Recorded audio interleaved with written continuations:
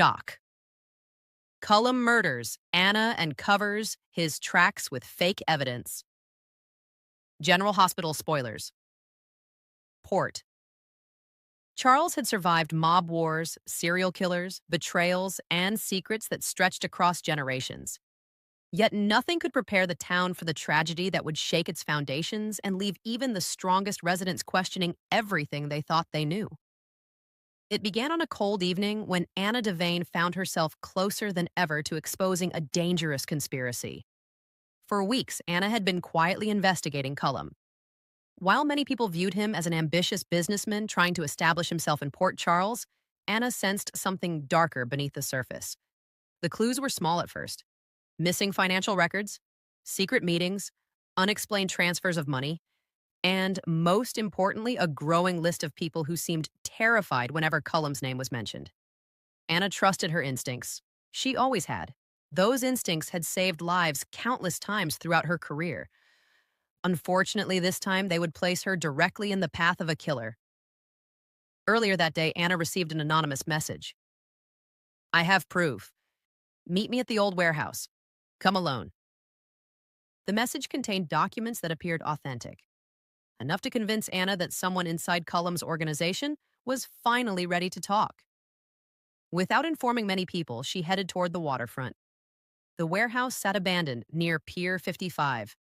Dark, silent, dangerous. Anna arrived shortly before midnight. The wind howled through broken windows. Shadows stretched across the floor. She immediately sensed something wasn't right. Years of experience told her she was being watched. "Show yourself," Anna called. No answer, only silence. Then footsteps echoed from the darkness. Anna turned. Cullum emerged. A calm smile crossed his face. "Anna," he said softly, "you're not the informant." No, her eyes narrowed. "You set this up." Cullum slowly nodded. "I'm afraid you've become a problem." Anna reached toward her phone. Cullum was faster. A gun appeared in his hand. The smile vanished. For the first time, Anna saw the monster hiding beneath the mask. "You've been asking too many questions." Anna stood her ground. "You'll never get away with this." Cullum laughed. "Actually, I already have." What Anna didn't realize was that the trap had been planned for weeks.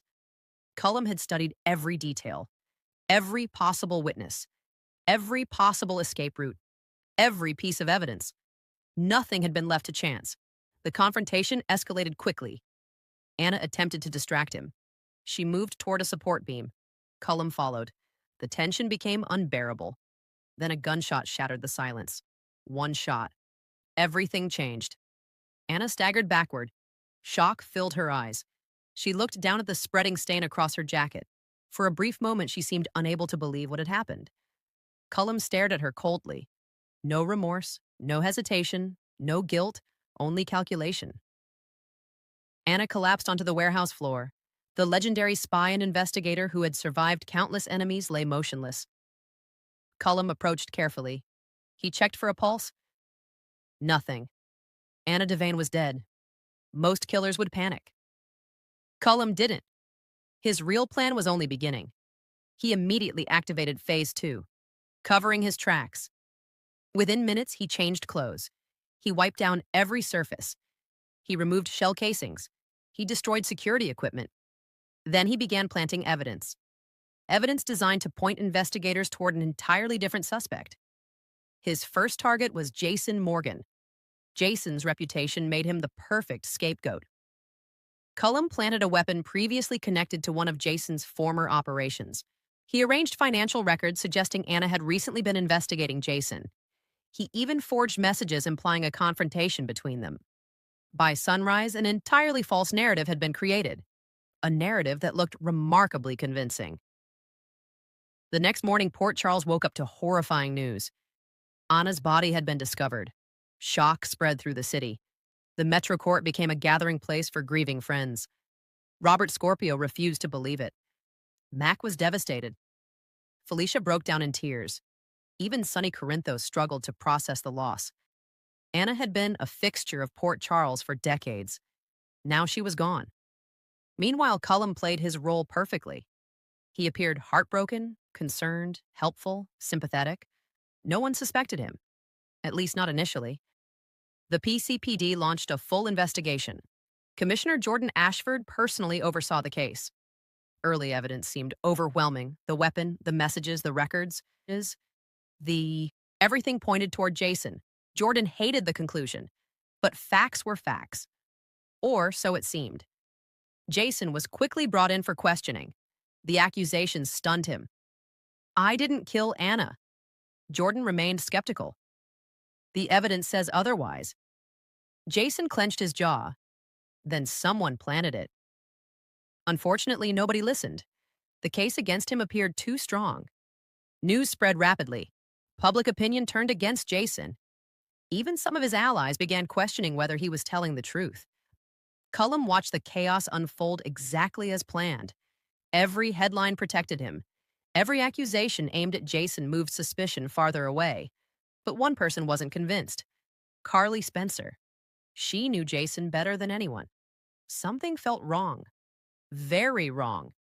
The evidence appeared almost too perfect. Too convenient. Too neat. Carly began asking questions. Questions that eventually attracted the attention of another unlikely ally. Spinelli. The master hacker had spent years uncovering hidden truths. When Carly shared her concerns, he immediately began examining the digital evidence. Within hours, he discovered irregularities, tiny inconsistencies hidden inside supposedly authentic records, metadata that didn't match, timestamps that couldn't be explained, digital fingerprints suggesting manipulation. Someone had manufactured evidence, someone intelligent, someone careful, someone dangerous. Meanwhile, Robert Scorpio launched his own investigation. Grief fueled his determination. Anna had been the love of his life. He wasn't going to let her killer escape justice. Robert revisited the warehouse personally. He searched every inch. Most investigators found nothing. Robert found everything.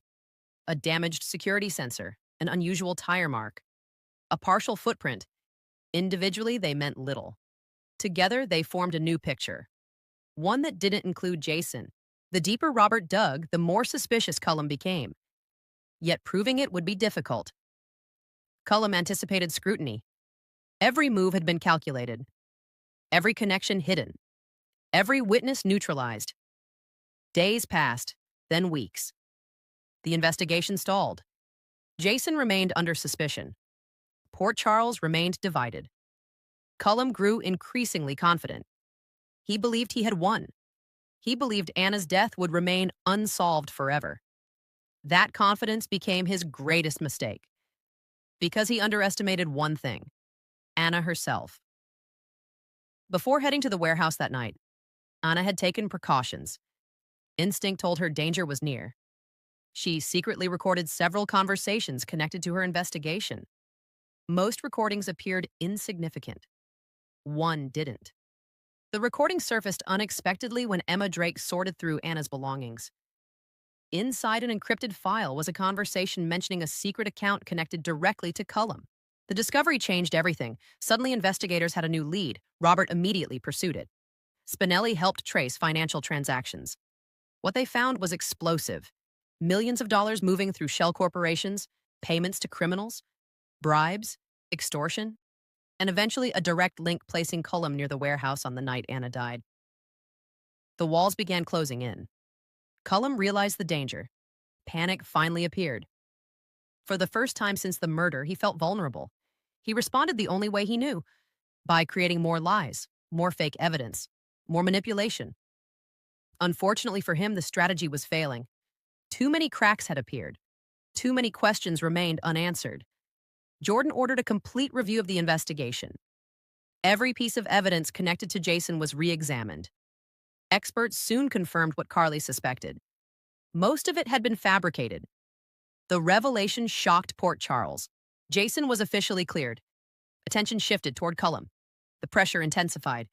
Reporters followed him. Police monitored him. Former allies abandoned him. The empire he built through deception began collapsing around him. Still, Cullum refused to surrender. He planned one final escape. A private boat waited at the harbor. False identification documents had been prepared. Cash was hidden offshore. He intended to disappear forever. But Robert anticipated the move. The showdown occurred at the docks shortly before dawn. Rain poured from the sky. Thunder echoed overhead. Cullum raced toward the boat. Freedom was within reach. Then headlights appeared. Police vehicles surrounded the area. Robert stepped forward. Jordan stood beside him. Jason arrived moments later. The trap had closed. "It's over, Cullum," Robert said. Cullum laughed bitterly. "You have nothing." Robert held up a file. "We have everything." For several seconds, silence filled the air. Cullum's expression changed. He knew the truth had finally caught him. Every lie, every forgery, every cover-up, every crime. The evidence was overwhelming.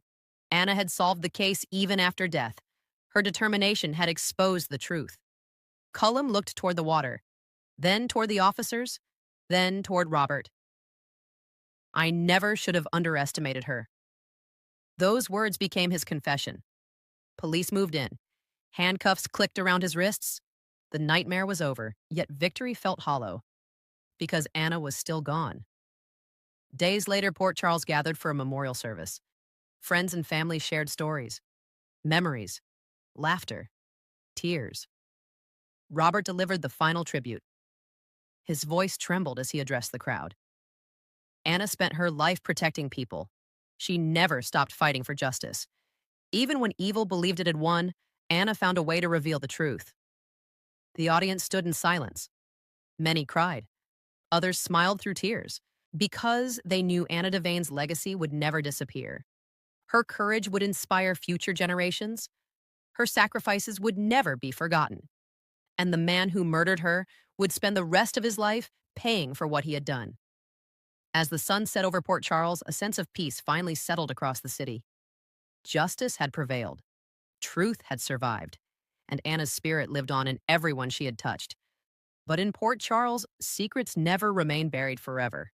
And somewhere in the shadows, another mystery was already beginning to unfold.